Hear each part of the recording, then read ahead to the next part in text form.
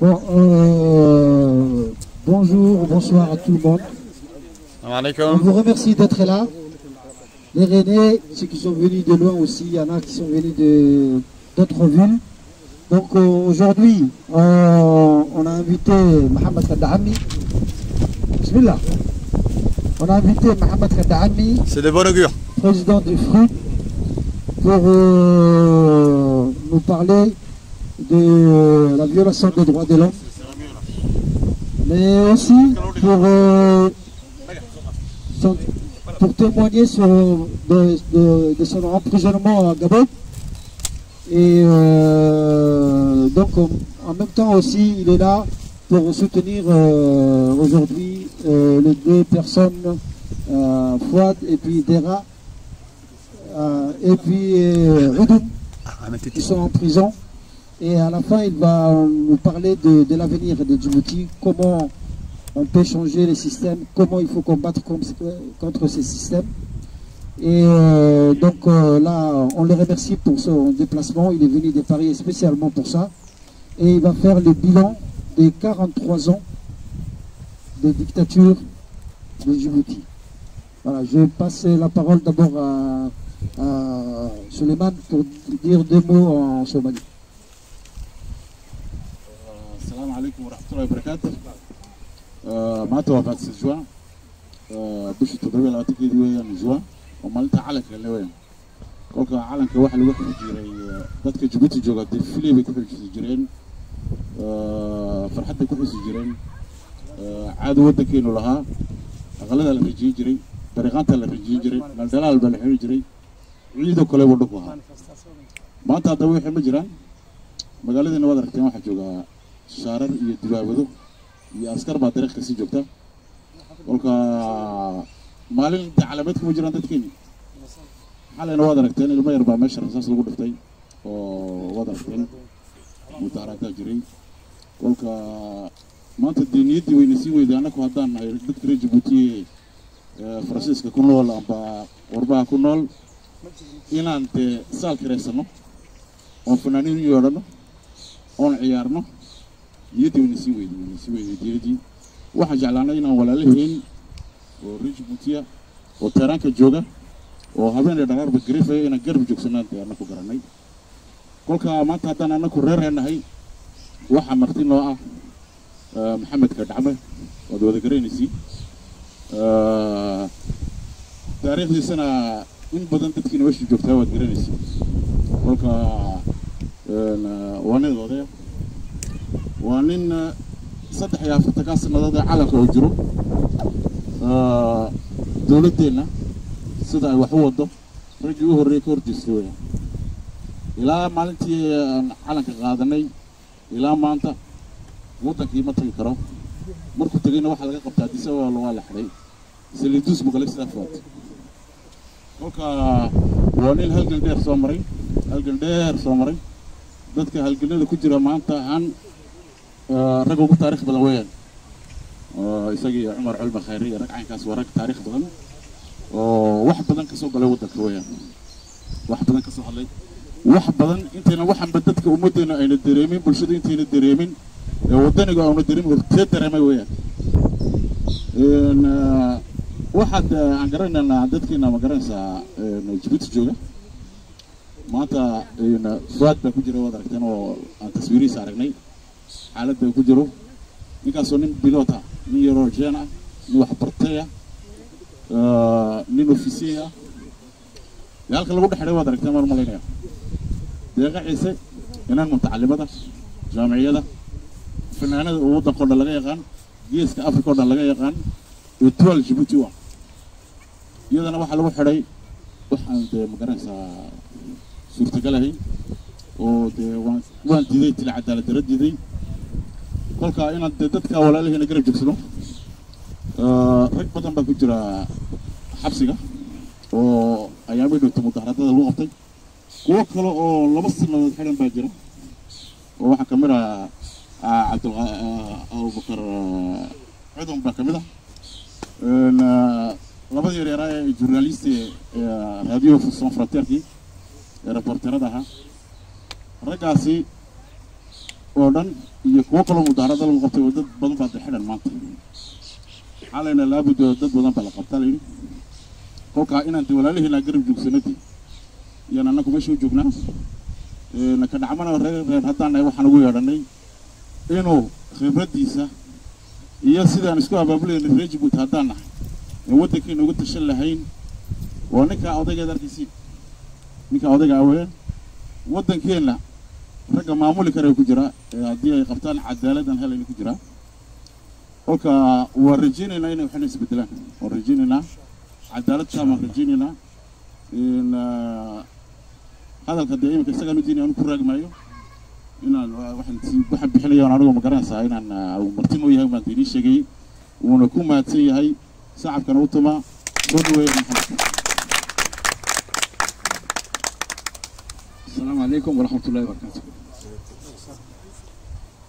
Merci de m'avoir invité et merci de me recevoir avec cet accueil chaleureux. Avant de commencer, je voudrais vous poser une question à tous. Qu'est-ce que veut dire l'indépendance pour vous? La liberté. Hein? Qu'est-ce que ça veut dire pour vous? Dignité. Souveraineté. Le respect de la dignité humaine. Le combat contre la justice. La paix. Qu'est-ce que c'est que l'indépendance sinon la liberté? C'est Liberté d'expression. C'est Katebassi qui a dit, un grand écrivain algérien. Qu'est-ce que c'est que la liberté sinon la liberté? Qu'est-ce que c'est que l'indépendance sinon la liberté? Et 43 ans aujourd'hui, j'aurais aimé vous parler du développement. Comment développer les régions, comment développer l'égalité entre femmes et hommes, comment parler de l'éducation des enfants et tout ça. Malheureusement, depuis 43 ans, à chaque fois, on parle de violation des droits humains. Il n'y a pas une année, où on ne parle pas d'arrestations arbitraires, de torture, de viols de femmes, des exécutions extrajudiciaires. Hier soir, un jeune homme de 14 ans, ou même de 12 ans, a été abattu. C'est pas par mégarde. Il a reçu la balle ici. Ça veut dire qu'il y a un tireur de lutte qu'il a visé. Ça veut dire quoi? C'est une doctrine qui est là. On appelle la doctrine de Omar. Comment il s'appelle? Le frère d'Ismaël Omar Guelleh. Idriss Omar Guelleh. On appelle la doctrine de Idriss Omar Guelleh. Ça veut dire quoi? Il a dit, les Afars, les Issa, les Somalis, lorsqu'ils commencent à protester, il faut les mitrailler. Il en faut tuer 2 ou 3. Et on a la paix pour 5 ans, 4 ans. Et il faut recommencer. C'est la même chose qui s'est passée en 2012, en décembre 2012, contre Hafiz, un jeune Bokois, qui demandait qu'il y ait un endroit pour faire le sport et tout ça. Il a été visé. C'est pas une bavure. C'est quelque chose qui est extraordinairement, programmé. Prémédité. Alors, pourquoi on parle encore 43 ans après de violation des droits humains? Parce que ce régime est basé sur les violences, sur les violations des droits humains, sur la répression, sur les massacres. Les listes aujourd'hui, on ne va même pas terminer si on parle de tout ça. Mais il faut comprendre pourquoi ils font ça. Je crois que il faut tracer un cadre de pourquoi il y a cette répression. 6 mois après l'indépendance, la réunion de 5 personnes était interdite. De plus de 5 personnes était interdite. On ne pouvait pas se réunir plus de 5 personnes. Il y a eu des arrestations, même pas 2 mois après. On a eu l'indépendance le 27 juin 1977. En août 1977, déjà des arrestations, déjà des tortures. Je me rappelle des amis à moi qui étaient torturés.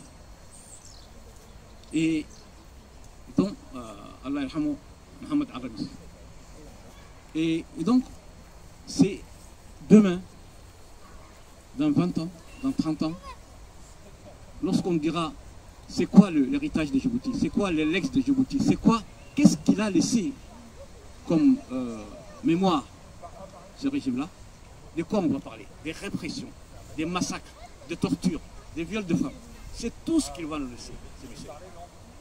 Si, il y aura une deuxième chose aussi qu'on connaît bien. C'est la corruption. On n'a jamais vu pareille corruption dans aucun pays. Je vais vous donner un seul exemple. On va venir un peu à la violation des droits humains. Le Fonds mondial contre la tuberculose, le paludisme et le sida a donné de l'argent à Djibouti en 2015. Ismaël Omar Guelleh a changé le ministre qui était sur place, qui était le docteur Kamil, par Abdallah Abdoulaye, dont on connaît le parcours. C'est quelqu'un qui avait même volé les HCR, hein, qui avait détourné le fonds au HCR.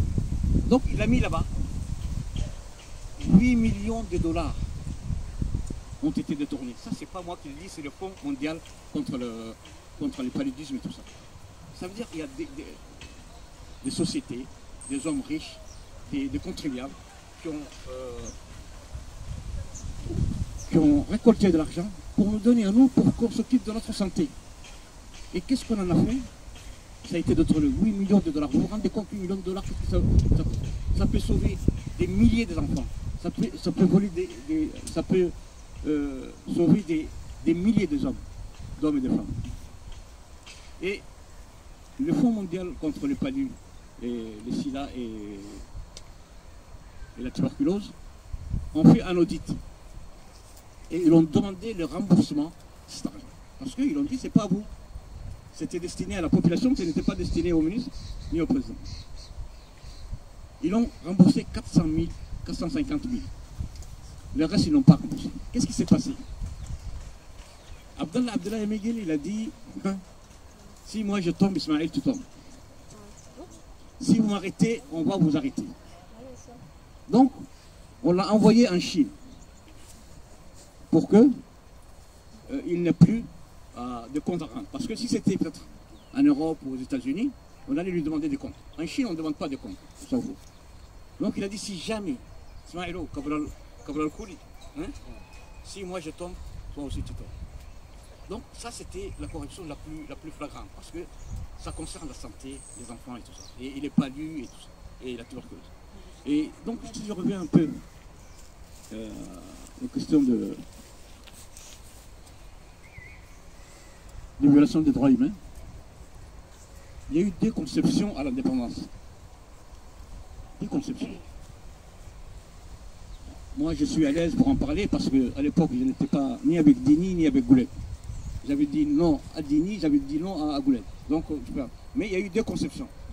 Ahmed Dini, il a dit on va privilégier la conception citoyenne de l'État. Ok? Et comme ça, tous les citoyens auront les mêmes droits. Hassan Goulet, ou en tout cas son entourage, a répondu non. On va privilégier les clans. Alors, pour venir à ce but, d'abord il a dit Somali Haddam. Okay. Donc certains ont répondu à la Syrie. Quelques mois après, Issa Haddam, Abgal Haddam, et finalement Mamassa Haddam. Et aujourd'hui, c'est même bas pour le bas, et aujourd'hui c'est familial. Donc c'est la logique. Et comment on considérait les autres? On les considère comme ce qu'on appelle ennemis intérieurs. Ennemi intérieur, c'est un concept qui a été adopté en Indochine et en Algérie. Comme les Indochinois et les Algériens étaient des Français, on ne pouvait pas dire que c'était des ennemis extérieurs, c'était des ennemis intérieurs. Mais ces gens-là, on devait les parquer, on devait les réprimer, ce qui s'est passé en Algérie et tout ça. Donc, ce concept d'ennemi intérieur a été adopté par pas mal de dirigeants africains. Dès qu'ils ont eu l'indépendance, les gens qu'on n'aime pas, on va les désigner comme ennemis intérieurs. Donc, si on vous nomme comme ennemi intérieur, vous n'avez pas droit à l'instruction, vous n'avez pas droit au commerce, vous n'avez pas droit à la santé, vous n'avez pas... C'est ça. C'est cette logique. Là, c'est pour que vous compreniez pourquoi. C'est pas parce qu'ils sont plus méchants que nous, parce que nous, on n'est pas les bons et ils ne sont pas plus. Mais ils ont opté, ils ont choisi. Ils ont choisi cette option. Ils ont choisi de privilégier les clans par rapport à l'État. Donc on nous dit État Hadalma, nation. Il n'y a pas d'État à Djibouti. Il n'y a pas d'État national à Djibouti. Il n'y a pas de nation à Djibouti. La cohabitation, c'est une nation.